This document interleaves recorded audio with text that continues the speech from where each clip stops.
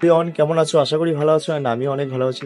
তো গাইস, অনেকদিন ভাবছিলাম যে একটু দীঘাতে ঘুরতে যাব, দীঘাতে ঘুরতে। তো ফাইনালি দীঘাতে চলেও আসলাম। তো সবসময়ের জন্য আমাদের মাথায় একটা জিনিস কাজ করে যে দীঘাতে যাব, কিন্তু কেমন হোটেল পাবো, তাদের বিহেভিয়ার কেমন। তো তার জন্য তোমাদের জন্য আমি নিয়ে চলে এসেছি একটা ভালো হোটেলের সন্ধানে। তো হোটেলটা হচ্ছে মিলন গেস্ট হাউস।